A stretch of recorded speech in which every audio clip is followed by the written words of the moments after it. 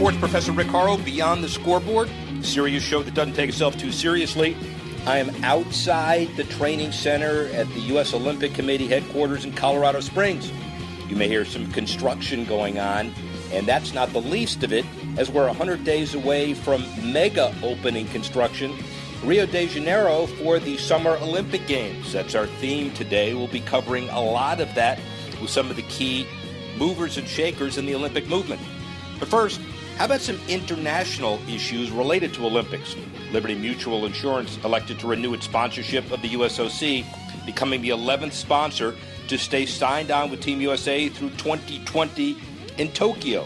The Boston-based insurance company continues to enjoy exclusivity in the property and casualty category, proud protection partner of Team USA medals. $600 medal from the 2014 Sochi Games if it was gold. The greater value is peace of mind. Liberty Mutual helps facilitate in the process for them. Olympics and Paralympics, great campaign, great issue.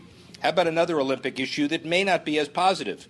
Golf withdrawal by another top-tier player, South African Charles Schwartzel, golf.com, Vijay's Vijay Singh, Australia's Adam Scott, fellow South African Louis Oosthuizen, withdrew over the past few weeks.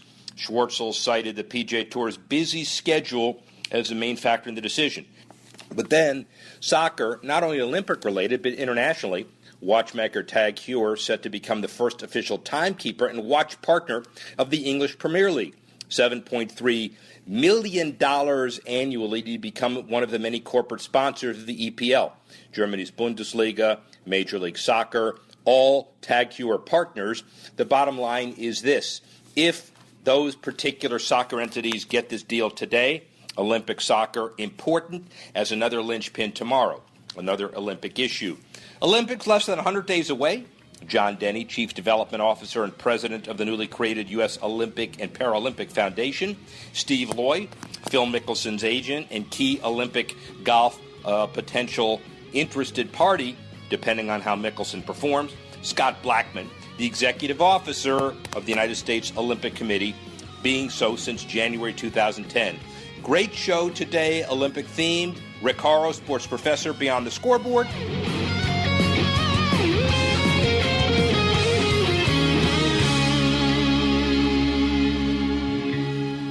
Don't complain about your cable bill going up and up and up. Do something about it. Grab a pencil and jot down this special number. Call 877-499-MY-TV. The more cable TV rates go up, the better digital satellite TV looks. So cancel the cable and get more of your favorite channels in 100% digital quality for less money. Call 877-499-MY-TV. Right now to sign up for packages starting as low as $24.99, and there's no equipment to buy. You get free HD TV upgrade, a free DVR upgrade, and free professional installation. You control what you watch when you watch it. Record your favorite shows, pause and rewind live TV, even skip the commercials. Watch local channels too. At just $24.99, what are you waiting for? Pull out your major credit or debit card. Call 877-499-MY-TV. That's 877-499-MY-TV. Cancel the cable, cut costs, and get more. Call now, 877-499-MY-TV. That's 877-499-MY-TV.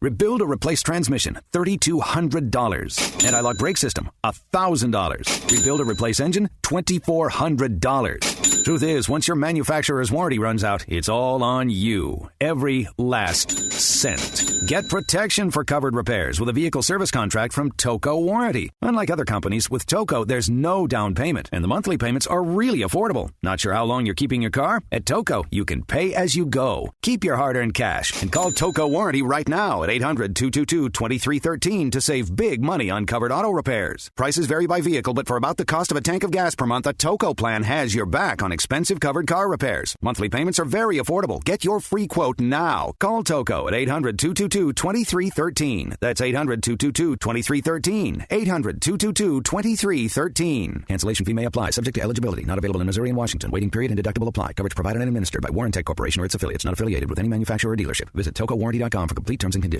Kid, this facility is like a ship. So how do I keep us on course without micromanaging every detail? Easy, with Grainger. Grainger's online tools help give me the visibility I need. I can shop, order, and manage all our activity. Oversee purchases, control costs, All while you guys get to order what you need when you need it. I run a tight ship, kid. I run it with Grainger. Get it? Got it? Good. Learn more at Grainger.com/online purchasing. Grainger, for the ones who get it done.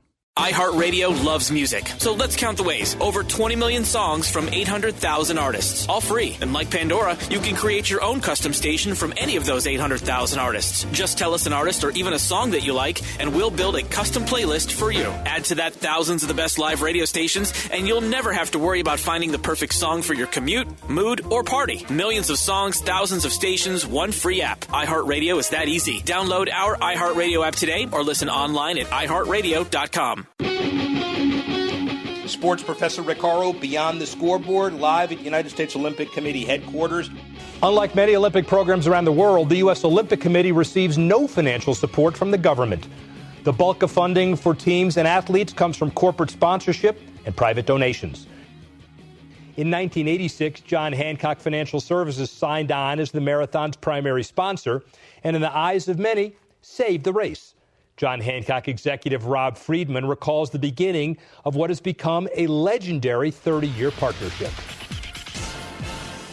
Well, one of the first things we did was introduce prize money to the race, and equal prize money for both men and women, as well as extending prize money to the pushroom wheelchair athletes. And that had a positive, immediate impact on the marathon. And over the 30 years, we've given out over $17 million in prize money and bonuses. The prize purse this year, $806,000, with the opportunity for $220,000 of prize bonus money. In addition to the prize money, we were able to introduce a program that provided guaranteed entries to people that didn't otherwise qualify. I mean, Boston is, and even today, predominantly qualifiers, but there's a small slice, roughly about 20% of the field, that runs on behalf of charity and raises quite a bit of money for some very fine nonprofits. You recruit and host some of the more elite athletes in the world for the race itself. Explain that program. Yeah, John Hancock is very unique in the running world. Over the last 30 years, we've recruited 750 athletes from 45 different countries into the John Hancock Elite Athlete Program. We host these athletes at what would be considered an Olympic-like village, and we meet them when they land at Logan Airport, and we take care of every need of theirs leading up to the race and afterwards, and we take them back to the airport to send them home, and it really is a first-class red carpet ride that we give these athletes. The athletes themselves, therefore, and your program, they really don't function as brand ambassadors in the formal sense, but effectively they are, aren't they? They are, and in fact, one of the new programs that we're very excited about is called our Marathon on the Road program. So not only do these athletes come to Boston to run for the John Hancock Elite Athlete Program, but we also take them on the road to do various events for us during the year. How do you specifically tailor the brand recognition aspect of this for the elite runners at the same time trying to appeal to the mass of runners who participate as well? Well, you know, one thing is that Boston is unique in many different respects, and you know, the sanctity of the race and the tradition of the race, there haven't been a lot of commercial aspects to it, and we respect that. It's not a sponsorship. It is truly a partnership. John Hancock was never interested in putting our name on the event. In many respects, it's sort of the Augusta of road running. Okay. Traditional textbook analysis of corporate involvement includes the word activation. Yours is so much more because you're a partner. Traditional ROI is obviously an important issue to everybody. How do you measure success? Yeah, I think, you know, one of the important measures, and because we're such a community-focused organization, the amount of money that we've been able to raise through our charity program far exceeds the investment in this partnership. We have been able to raise more than $220 million for charity. It goes beyond that. It goes, you know, the fact is that our business is very much a relationship business, and we're able to measure the importance of the relationship that we have with the men and women who sell our products, the men and women who work for our company, and again, from the community standpoint. 100 days from the real thing in Rio, Olympic-themed segments. John Denny, Chief Development Officer and President of the newly created U.S. Olympic and Paralympic Foundation. He oversees all organizational fundraising initiatives, reporting directly to Scott Blackman, who we'll hear from. He was at Stanford University, played a senior role in the university's highly successful Office of Development for more than a decade. Also, by the way, a former All-American swimmer. So he's used to challenges. John Denny, fundraising, and the Olympics. In 2013, the USOC established a fundraising organization, the U.S. Olympic and Paralympic Foundation, and hired John Denny as Chief Development Officer. Team USA's philanthropic leader has been hard at work pursuing ambitious goals. We've been in the process of clarifying our gift objectives, building a board for the foundation, and really establishing all the infrastructure and the business processes and so forth to take us to a much higher level in the future. Do you have a specific dollar goal figure in mind, or is it just general pressure to raise as much money as you can? So there's a lot of opportunity. I mean, so we're on a very steep trajectory in terms of the level of philanthropic support that we're hoping to raise in the coming years. We're starting at a baseline of about $20 million a year. From direct support to teams and athletes to upgrades in training and facilities, every dollar that comes in can make a difference. CEO Scott Blackman is counting on the new foundation to strengthen Team USA's pitch for contributions. Fundraising is, I would say, one of our top 2 or 3 priorities and has been for the last few years. We are trying to find ways to engage our volunteers, to engage the people who are fortunate enough to have the ability to make a sizable gift, to feel like they own part of Team USA. Some of our biggest donors are owners of teams in the various professional leagues, and this is a much cheaper way to own a team than going out and buying a football team or a basketball team. And it's not just major donors who can make a major impact. In 2015, the foundation will introduce an annual fund to bring more supporters into the philanthropic fold. Where we're really trying to connect with Americans who might make a $10 or a $20 or a $100 gift. And one of the most interesting stories is that we have the president of our foundation, it's actually the chairman of the board of our foundation, a guy named Gordy Crawford, who came to us because he was part of one of those programs 15 years ago. He sent in a $10 check, and that grew to a $100 check, and then a $1,000 check, and then a $5,000 check. Then finally we reached out to Gordy and said, hey, maybe we should spend more time together. And Gordy's one of our most generous givers and really helped us create the model for this new foundation. We have fantastic leadership on board, with Gordy leading the board effort as our chair. We've enlisted a very high-powered and fantastic board of 60 members. I'm also enlisting a group of trustees who are helping us as well. You've got experience from your fundraising at the renowned Stanford University, and very clearly, at least you know who the donors are at the certain level. USOC may be a little different, I guess, because the donors are not as easy to identify, possibly. The athletes who have succeeded aren't necessarily always the business titans who will automatically give. Compare and contrast. So there's a lot of similarities between raising money in higher education and this role with the USOC. I would say 80, 90, or 90% of it translates directly into kind of this role. I think what's different, and it's both an opportunity and a challenge, is that in a university setting, your primary source of prospects or your prospect pool is primarily alumni, where in supporting Team USA, anyone can be excited about our Olympic and Paralympic athletes and be a prospect to support that effort. The challenge is just focusing on the right prospects at the right time and making sure that we're focused in our efforts. Generally, when you're out on the stump giving the sales pitch, is it ROI related? Is it patriotism related? Is it satisfaction of seeing athletes improve related? Is it all of that?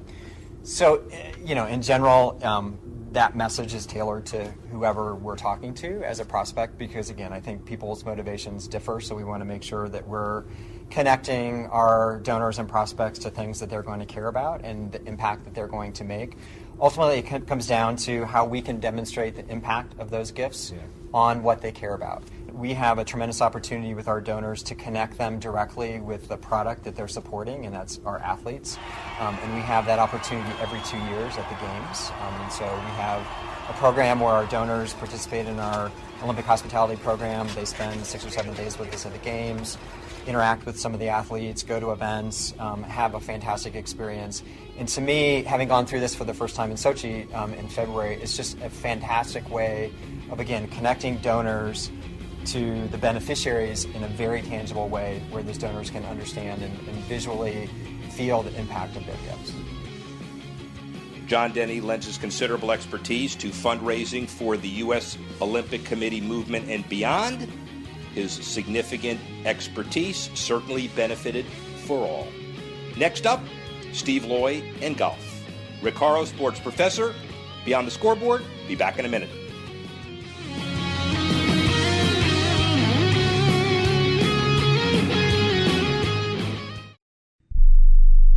Tired of paying outrageous prices for prescription drugs? Well, we have great news. Now you can finally get prescription drugs at huge discounts from Canada Drug Center. That's right, the most popular drugs for cholesterol, high blood pressure, depression, diabetes, arthritis, and many more are now up to 75% off. Why pay U.S. pharmacy prices when you can get brand name drugs at the lowest price? Call today and get up to 75% off all the popular brand name prescription drugs. Never pay high prices again. Get the most popular drugs at huge savings from our Canadian and international pharmacies and fulfillment centers. No insurance? No problem. Prices are so low you do not need benefits or insurance to get all your prescriptions fast, easy, and affordable. Operators are waiting to take your call now. Order today and get free shipping. Just call 800-950-1180. Up to 75% off all the popular brand name prescription drugs and free shipping. Call 800-950-1180. That's 800-950-1180.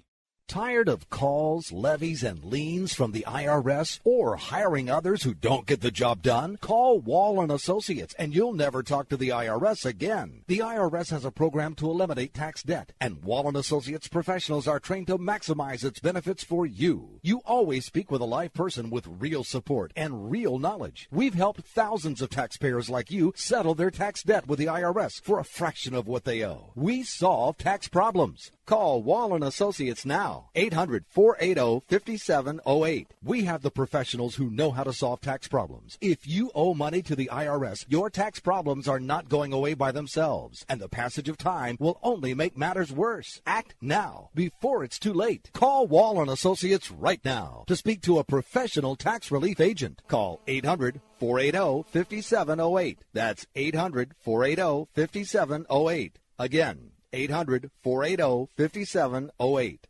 Tired of paying outrageous prices for Viagra? Well, we have great news for you. Now you can finally get Viagra at huge discounts. Healthy Man allows you to save up to $500 on Viagra. Why pay U.S. pharmacy prices of $15 per pill or more when you can get Viagra for less than $3 a pill? Call today and get 40 Viagra pills for only $99. This can cost as much as $600 at your local pharmacy. You can't afford not to call us. If you want Viagra at the lowest prices, never pay $15 a pill pharmacy prices again. Get Viagra for less than $3 a pill. Call 877-663-7126 today and save up to $500 and get 40 pills for just $99. Healthy Man is fast, easy, and affordable. Operators are waiting at 877-663-7126 to take your call now. Call 877-663-7126. That's 877-663-7126. Again, 877-663-7126.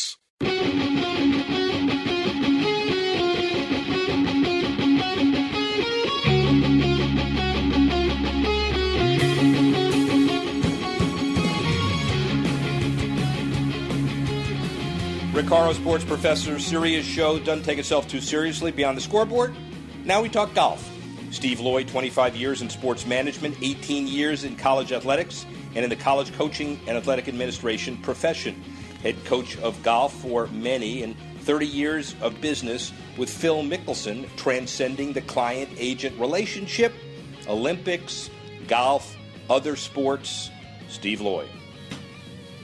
Our special guest co-host, Steve Loy, has been part of Phil Mickelson's journey from the beginning. Hey, Steve, how old was Phil when you first met him? 15 years old, some 30 years ago. How did you meet him? He was walking down the fairway. I was a college recruiter and flashed my card and said, boy, you're going to be a Razorback someday, as I was the coach at the University of Arkansas. He looked at me and said, what is that on your shirt? That was a wild hog. He had nothing to do with me. We went to ASU. He became our key recruit. The rest of it tells the story. A 25-year client-agent relationship that really transcends that. How has that been so successful for you?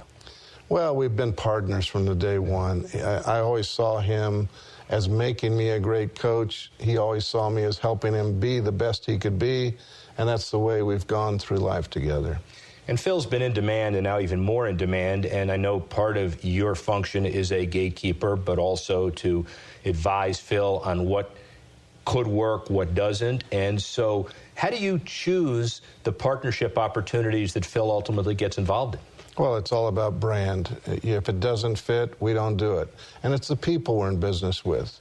They understand his personality, they understand his ethics and his objectives, and it takes a lot of no's before we say a yes. Well, and yeses are really the best of the blue chip brands. I mean, it's KPMG and Barclays and Rolex and Callaway, ExxonMobil and Amgen, and all blue chip brands and all sustaining partnerships probably beyond Phil's career. Is this a pattern like a Jack Nicklaus and Gary Player where the portfolio is basically designed for the long term? It's pretty cool, and that's what's most exciting is in every one of those situations, Rolex we've had for 23 years. KPMG on 3 transitions of different companies, almost 12 years. ExxonMobil going on 14 years. Barclays going on 11 years. All these have been renewals, and as you know, in the world of endorsements, most athletes don't sustain that kind of marketing relationship. Other aspects of Phil's business, Mickelson's signature design courses, tell me a little bit about that. Well, we're excited about our latest project up in Calgary, as Calgary is one of the premier economic cities of Canada. We haven't even gotten dirt moved yet, and they're already proposing the 2020 Canadian Open, so it tells you the spectrum of the project. But the reality is we've got a couple golf courses, one in Shanghai presently right now, one in Calgary. The plan was always that he loved golf course design. The primary plan is that he'll probably build 10 golf courses, not hundreds like Jack or Tom Fazio, and 10 of those maybe in the U.S. and 10 of them internationally by the time his career is complete.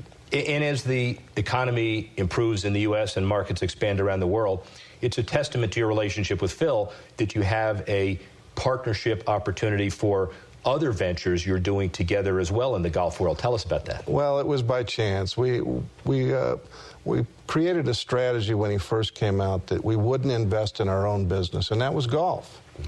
But then the demise of golf in 2006 to 2008 immediately put us in touch because of his reputation and our relationships. We started accumulating some depressed golf properties.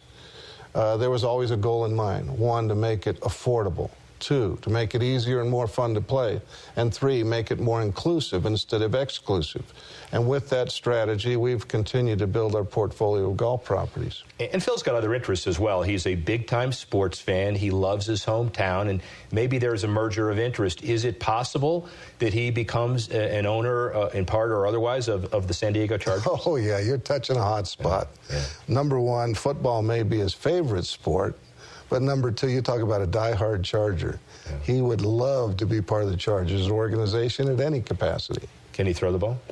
He used to. Now, he still thinks he can. I won't say no, but let's put it this way. He played some football in high school and fortunately decided to play golf. Finally, for this segment, let's talk about social media.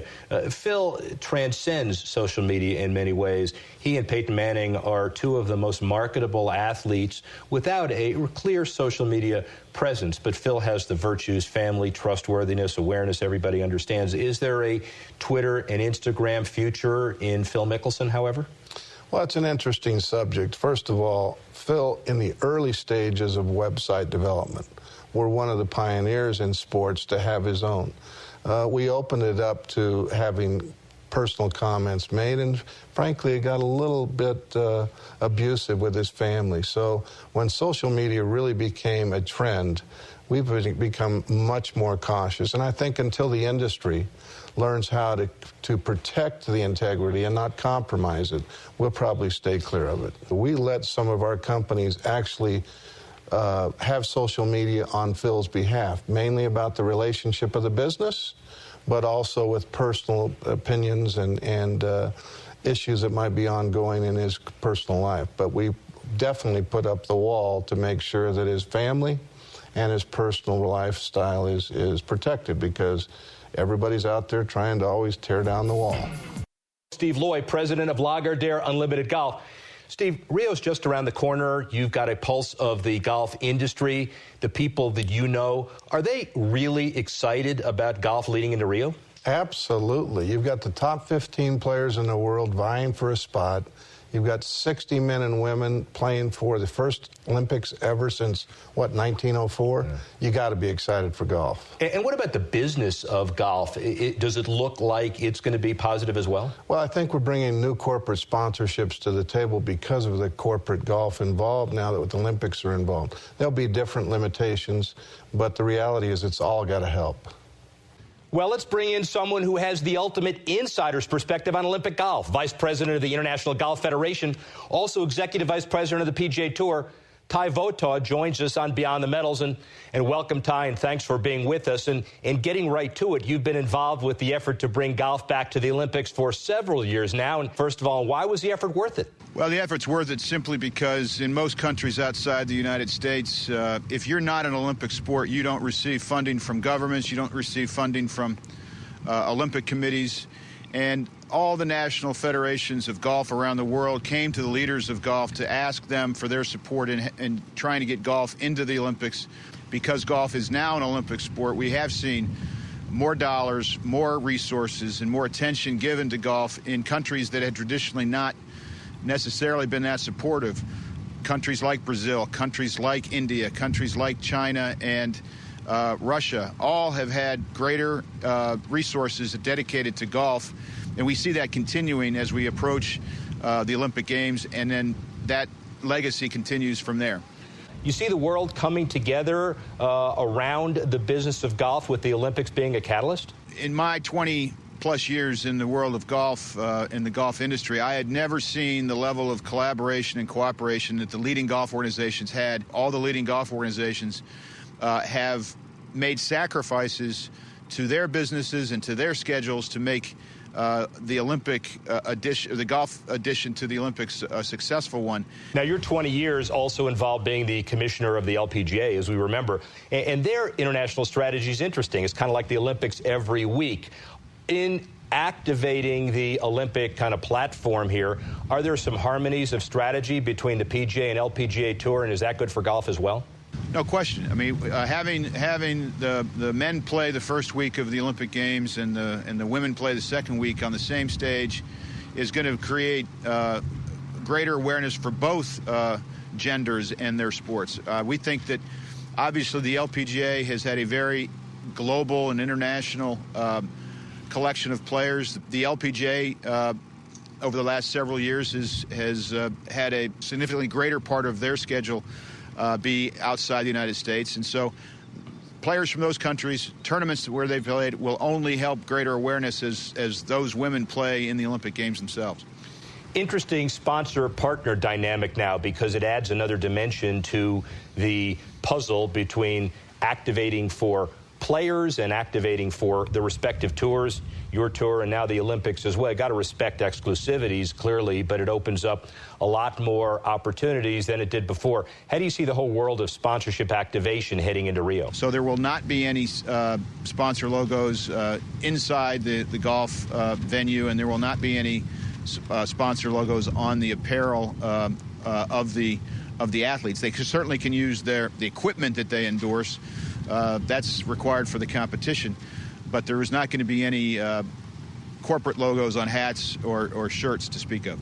Ty Votaw, as always, you're the best. We look forward to seeing golf play in the Olympics, and thanks for taking the time to join us. Thank you, Rick.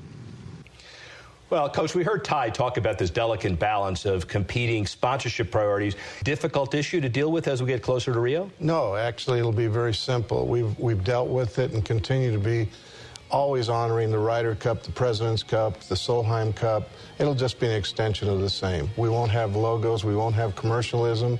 There'll be Olympic sponsors, and we'll all be able to abide with that rule. Well, the company Lagardère Unlimited represents 10 of the top 50 in the world, so you're well equipped to answer this question. The quest to qualify might be an interesting marketing opportunity as well, and are we up to promote that as much as possible? Absolutely. No question, the players that will qualify will be benefited by it as well. Steve Loyce brings considerable expertise not only for the benefit of Phil Mickelson, but Keegan Bradley and others who are superstars to be in the world of golf.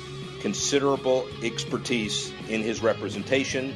We'll be back with more. Scott Blackman, Rick Horrow, sports professor. Beyond the Scoreboard. Be back in a minute.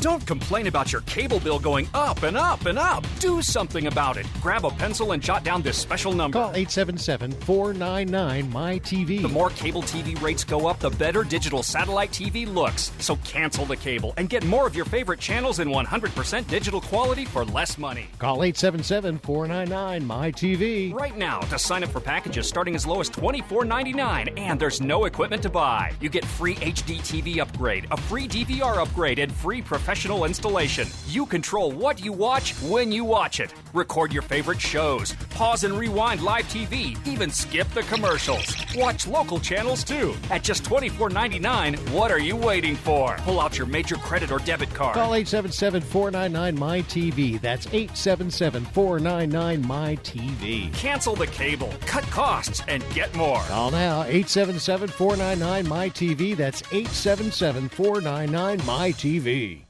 Tired of paying outrageous prices for Viagra? Well, we have great news for you. Now you can finally get Viagra at huge discounts. Healthy Man allows you to save up to $500 on Viagra. Why pay U.S. pharmacy prices of $15 per pill or more when you can get Viagra for less than $3 a pill? Call today and get 40 Viagra pills for only $99. This can cost as much as $600 at your local pharmacy. You can't afford not to call us. If you want Viagra at the lowest prices, never pay $15 a pill pharmacy prices again. Get Viagra for less than $3 a pill. Call 877-663-7126 today and save up to $500 and get 40 pills for just $99. Healthy Man is fast, easy, and affordable. Operators are waiting at 877-663-7126 to take your call now. Call 877-663-7126. That's 877-663-7126. Again, 877-663-7126.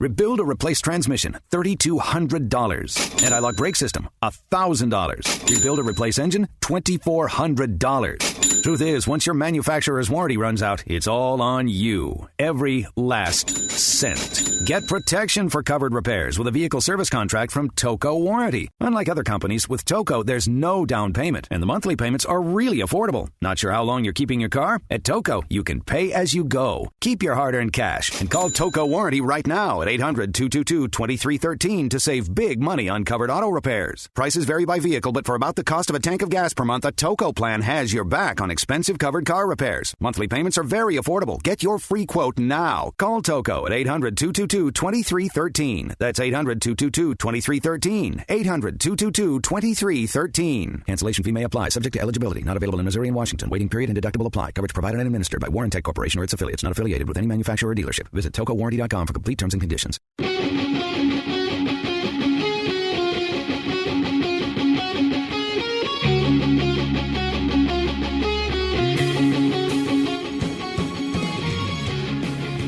Beyond the Scoreboard, the series show that doesn't take itself too seriously, but a very serious interview because of the issues that need to be covered. Scott Blackman, the Chief Executive Officer of the United States Olympic Committee, beginning in January 2010. He graduated summa cum laude in 1979 from Dartmouth, bachelor's degree in philosophy. Stanford Law School in 1982, pretty significant transition from philosophy. A member of the varsity soccer team for 4 years, and now he lends his expertise to fundraising, political organization, all aspects of the U.S. Olympic Committee. in Rio, Korea, and beyond. Here he is, Scott Blackman. With a focus on Olympic sport as we head toward the 2016 Summer Games in Rio. We'll show you what it takes to build and operate the Olympic program, the strategy and extra effort behind the scenes that creates the framework for athletic success. And on this first episode, we'll get the word straight from the top. Scott Blackman has headed the U.S. Olympic Committee for 5 years, but his association with the Olympic movement goes back more than 2 decades, starting when he was a partner at a Colorado law firm with the USOC as a marquee client. We worked for the marketing division as they were trying to put together their joint venture with Atlanta, and that was a client that became probably half of my time over the next 7 or 8 years until I joined the USOC as inside counsel in 1999. I took a 40% pay cut at the time, and I had never been happier than I was on my first day at the USOC. I was a candidate for the USOC CEO job in 2001. I didn't get the job. In retrospect, I think it was the very best thing that could have happened to me. Blackman's Plan B led him to sports and entertainment colossus AEG, where he gained invaluable experience as COO. I learned more in the 5 years that I worked at AEG than I probably had in my entire life. Biggest things you learned working at AEG that help you in your role today? If you're not passionate about it, don't do it. You really have to love what you do. And Blackman brought his passion and expertise back to the USOC when he was named CEO in 2010. His task? To stabilize and energize an organization struggling to find consistent leadership and direction. You know, I was lucky. I came in at a really good time. The bar, candidly, was pretty low. We said as our 2 objectives coming in, one, we wanted to substantially increase our philanthropic revenue because we're the only National Olympic Committee in the world that doesn't get government support, at least in a developed country. And we really wanted to rebuild our relationships internationally. We wanted to do that kind of step by step, 1 step at a time. And I think it's worked well. The heads of the Olympic committees at X number of countries who have fundraising problems will go to their governments and ask for the supplemental check to close the gap. You wake up in the morning and you realize you're not calling the government for that, or they're not going to answer your call. Is it challenging or is it liberating? It's liberating. We've considered from time to time whether we want to go in and seek government support. And the truth is that if you look at our success on the field of play, we've won the medal count at the Summer Games every game since Atlanta.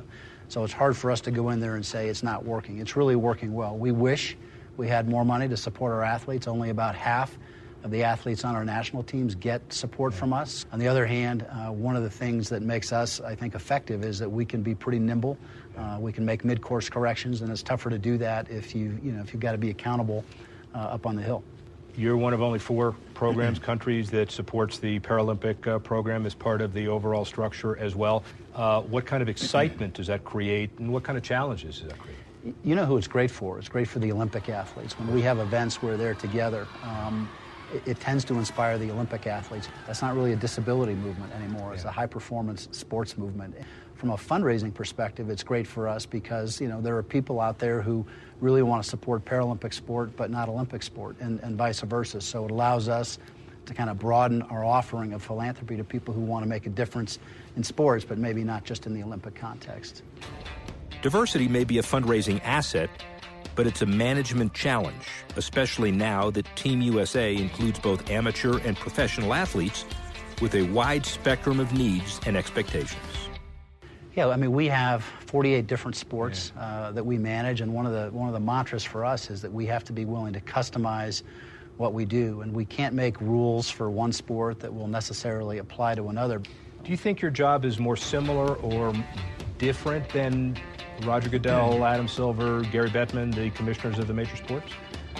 I think it's probably more similar. At the end of the day, we each have a set of constituents. They have athletes, we have athletes. They have teams, we have sports, each of whom is its own team. So I think it is pretty similar. They have a little bit different salary cap to work with than we have here. Our athletes who are lucky enough to get support get an average of $20,000 a year. And as I said, a lot of our athletes aren't getting any support at all. So it's very, very different. And they have to deal with some issues that we don't really see here, and vice versa. We've got a lot of sports who are just trying to hang on and continue their existence, sports with budgets of less than $500,000 for the whole sport. Your role on a day-to-day basis, management, fundraising, motivation, long-term planning, fill in the blank.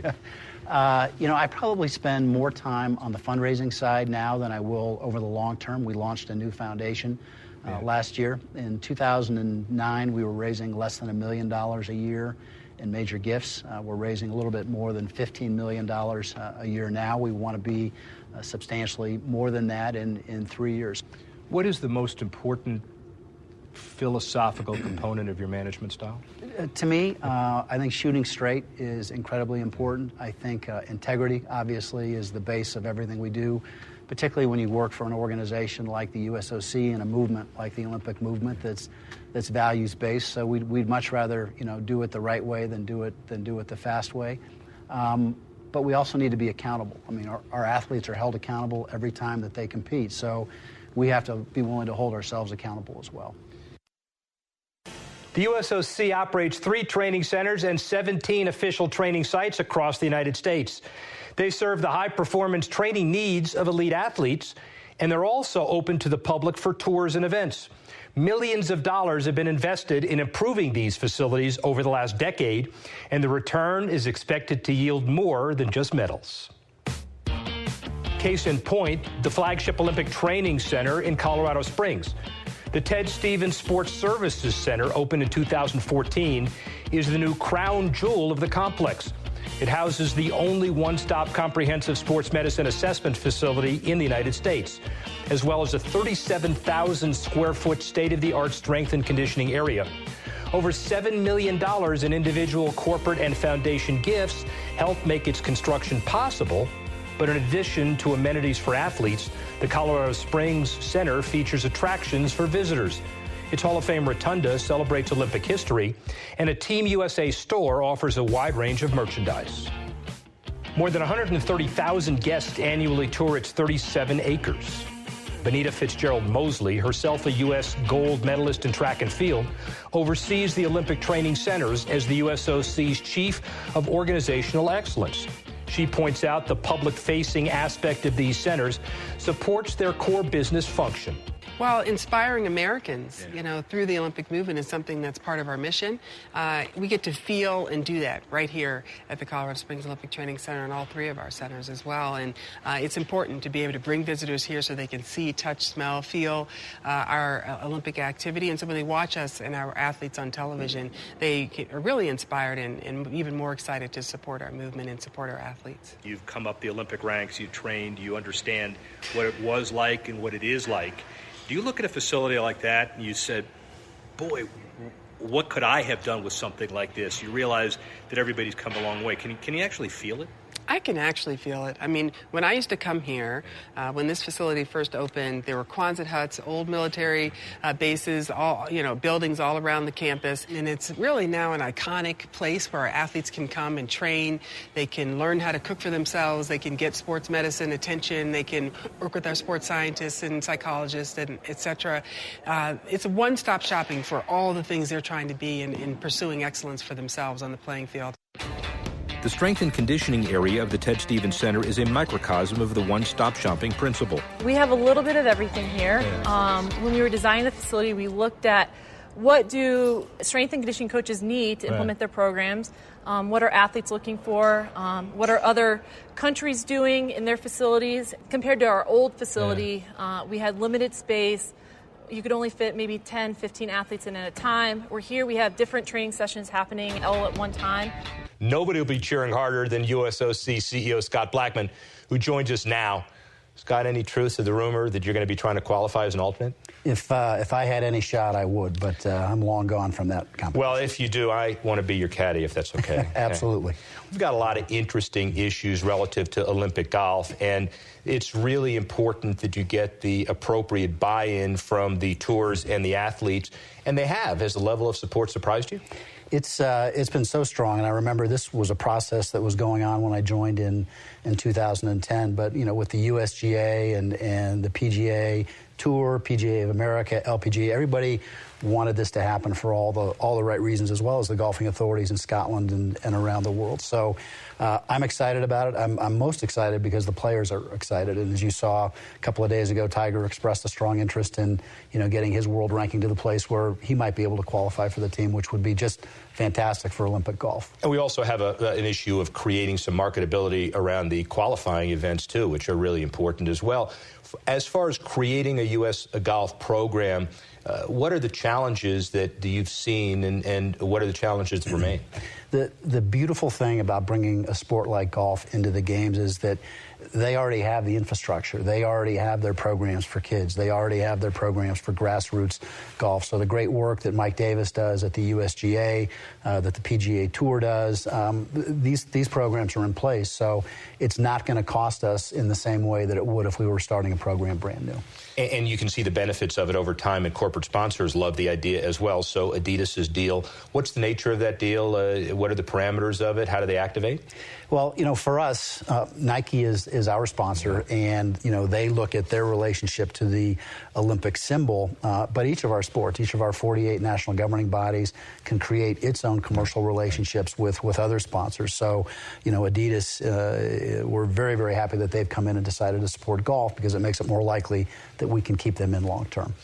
And Rule 40, I see it relaxed a little bit relative to non-sport sponsors during the games themselves, but yet there is a really challenging issue regarding pro golfers who are playing for the first time. All the agents are really concerned about crossing the line. What's the situation?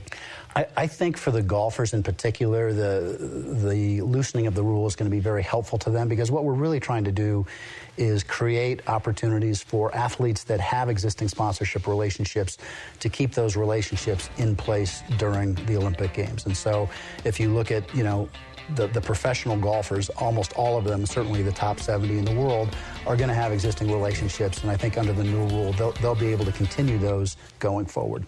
So you're August of next year after Rio, you look back at the golf component of the Olympic Games. How do you evaluate the success of that sport at next year's Olympics?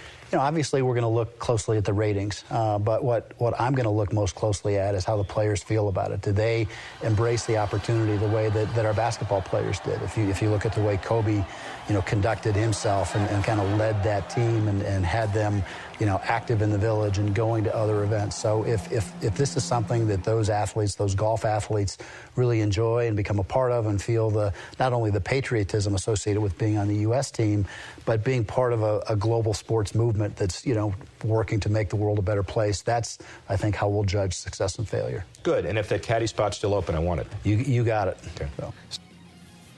Scott Blackman, a good friend, but considerable challenges ahead, and he will match them and meet them with great aplomb as he moves forward. Olympic theme, now we go to bust, boom, and hope, the good, the bad, and the ugly in our economy. Be back, Rick Horrow, sports professor, in just a minute.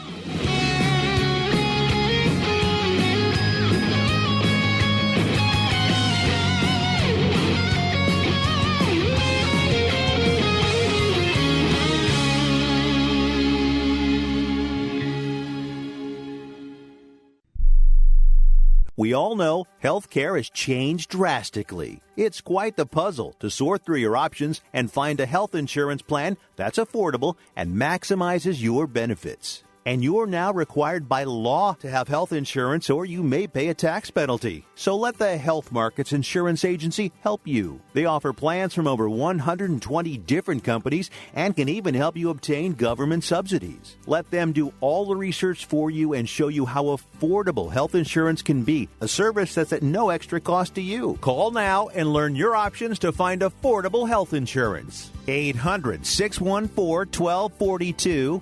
800-614-1242, 800-614-1242, 800-614-1242. Health Markets Insurance Agency is the DBA or assumed name of Inspire Insurance Solutions, Inc., which is a licensed insurance agency in all 50 states and D.C. Not all agents are licensed to sell all products. Service availability varies by state.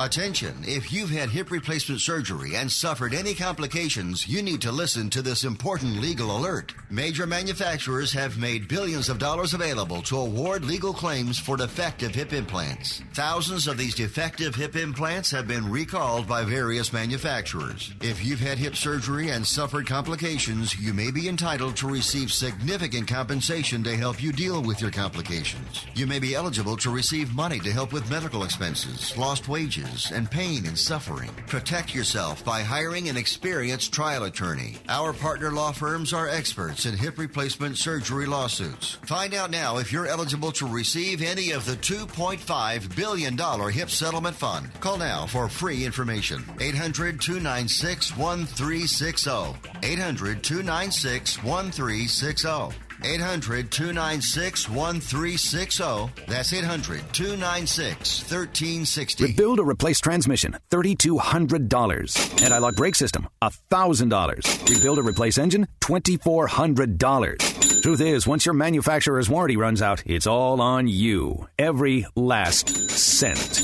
Get protection for covered repairs with a vehicle service contract from Toco Warranty. Unlike other companies, with Toco, there's no down payment, and the monthly payments are really affordable. Not sure how long you're keeping your car? At Toco, you can pay as you go. Keep your hard-earned cash and call Toco Warranty right now at 800-222-2313 to save big money on covered auto repairs. Prices vary by vehicle, but for about the cost of a tank of gas per month, a Toco plan has your back on expensive covered car repairs. Monthly payments are very affordable. Get your free quote now. Call Toco at 800-222-2313. That's 800-222-2313. 800-222-2313. Cancellation fee may apply. Subject to eligibility. Not available in Missouri and Washington. Waiting period and deductible apply. Coverage provided and administered by Warrantech Corporation or its affiliates. Not affiliated with any manufacturer or dealership. Visit TocoWarranty.com for complete terms and conditions. Sports professor Rick Horrow, Beyond the Scoreboard, serious show that doesn't take itself too seriously, live at the USOC headquarters in Colorado Springs, Colorado. 100 days and counting until the Summer Olympics in Rio, the first week in August and beyond. Considerable issues, believe me, we will cover them in detail between now and Rio, to be sure. Now let's talk bust, boom, and hope. The bad, the good, and the creative in the economy, starting with bust. Wimbledon, one of the world's most exclusive and popular sporting events, the London Independent, says the All England Club has set the price of one debenture at nearly $45,000, more than double the cost of the present 2012 to 2016 issue. It's not a bust because of anything negative other than the affordability of these for the common folk. Common folk can get in otherwise, the grounds passes, Henman Hill, and the like. But this number, really high. How about boom? Well, technology and content consumption both playing an increasing role in sports world. Visa, the leading payment technology company and longtime partner of the NFL, teamed up with Striver, a best-in-class virtual reality company, to give fans an unprecedented look at four of the top prospects in this draft that's going on as we speak. Visa also featuring the videos online at the Draft Town Player Zone in Chicago over the weekend. And finally, hope. Get this. Building off of its 2015 sponsorship of the SpongeBob SquarePants 400 at Kansas, Nickelodeon set to sponsor the Teenage Mutant Ninja Turtle 400 at Chicago Speedway. The people who are involved with Nickelodeon say that if you're a Turtles fan, you're going to see a nonstop barrage of messaging around this movie for the next months, and it's going to be everywhere. Yeah, and the discussion about this is going to be everywhere, too. Kudos to NASCAR, kudos to ISC, kudos to Nickelodeon for putting together a very interesting and enlightened partnership. We'd like to thank John Denny for his expertise and insight in fundraising. Like to thank Steve Loy, talking about golf, and Phil Mickelson and Olympics. And obviously Scott Blackman, talking about Olympic leadership from the top down. 100 days from Rio. We'll get back to you on all other issues in sports, and we can't wait until next week when once again we go Beyond the Scoreboard.